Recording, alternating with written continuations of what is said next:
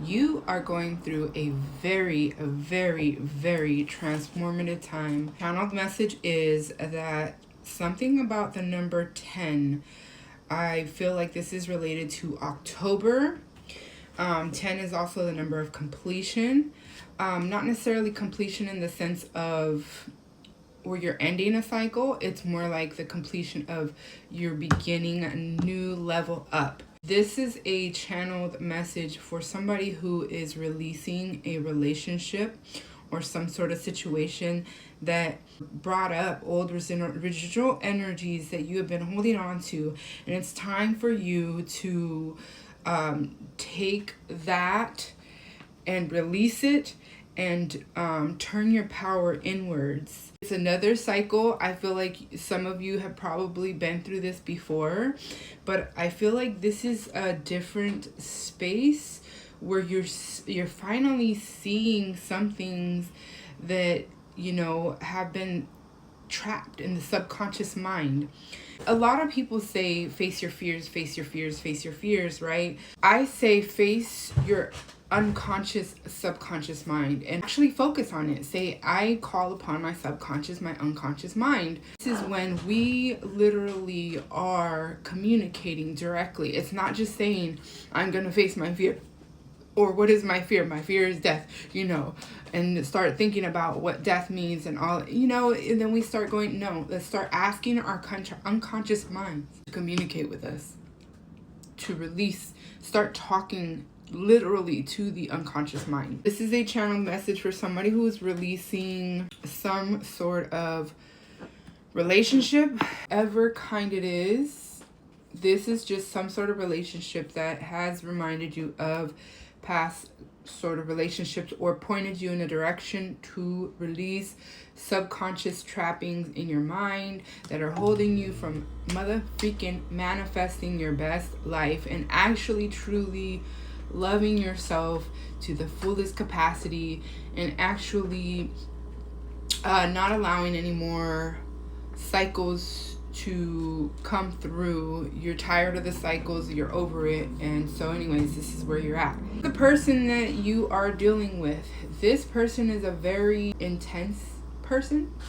However, the weird thing is that like they can be indecisive or kind of like fickle, maybe have anxiety, but it's like they hide it by escaping or going somewhere where, you know, they're not reminded of the anxiety, where they can feel a little bit more calmer, which, you know, they self-soothe, but it's almost like they idealize you and they like the idea and the concept of you, but when you're like in person or you're awake type thing, like they have their back towards you. They don't really pay attention to you. They don't really give you that time. They're, you know, in contemplation or in their own thoughts or in their mind, or they're doing their thing, right? But the minute that you go to sleep or you're gone, it's like they want your energy. It's like almost like they just want your energy. They don't really want your physical presence, but they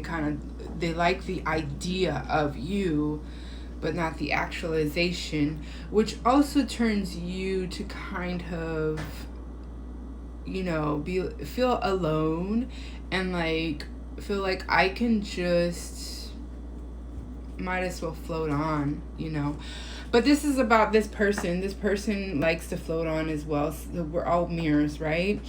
And so this person is kind of holding on to your energy. There's somebody who likes to hold on to energy, but they're also somebody who likes to leave physical presence. So they like the emotional aspect of connecting.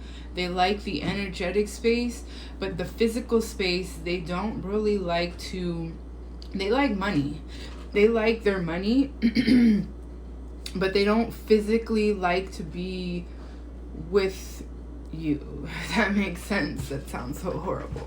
You're illuminating any lies, any self-deception. You're walking away from that. You're illuminating it and you're walking it away from that. You're also evaluating your values and where you've been kind of basically weighing out your options and where you've kind of accepted less and where you can still grow and make more. Now, with the Queen of Spades in reverse, you have been overthinking and not making a decisive action. So you might kind of ruminate. You're trying to tap into your subconscious mind by taking creative control.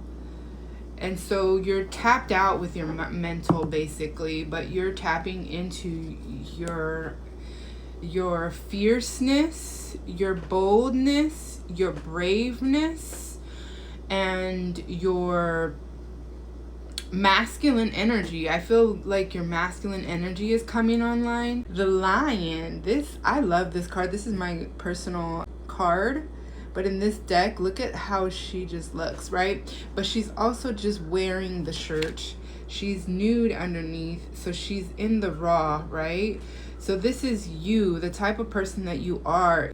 You like to illuminate. You like to be bold. You like to put on this drapery that this is who you are, this fire energy, and you're coming away from any illusions or disillusionment that may have had your mind on lockdown. It feels like maybe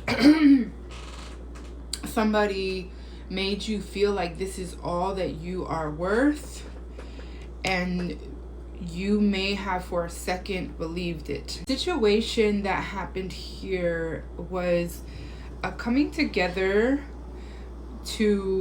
it's like a coming together in hopes to collaborate and gain control over finances. However, it was almost like one person kind of saw that they could do a little bit more on their own, and they kind of said peace, and they ran off to go start something new. It's almost like they took off with your magic. They took your energy and they ran off, right?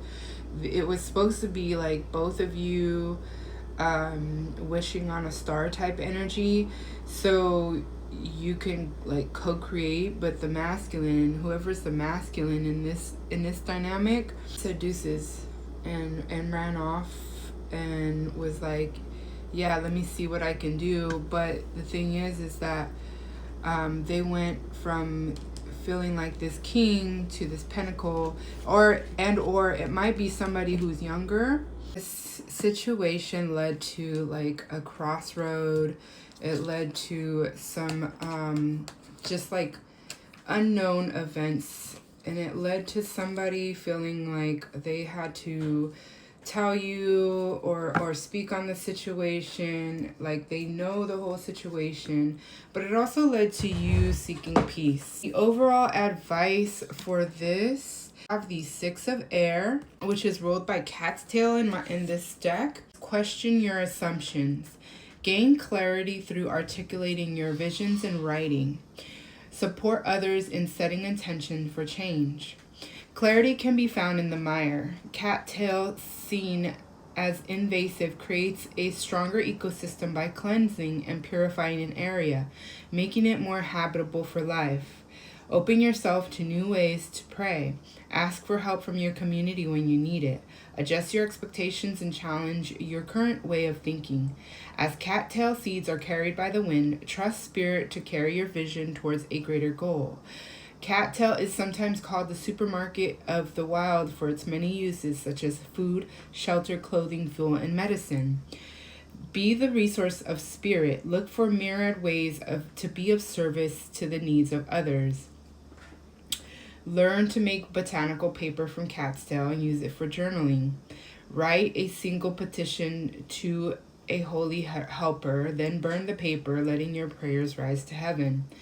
Gather friends on a new moon and support each other in setting new intentions. Basically saying to write, calling for you to let everything out, call in your community, to reach out to community, to allow yourself the space to move forward and to be a part of,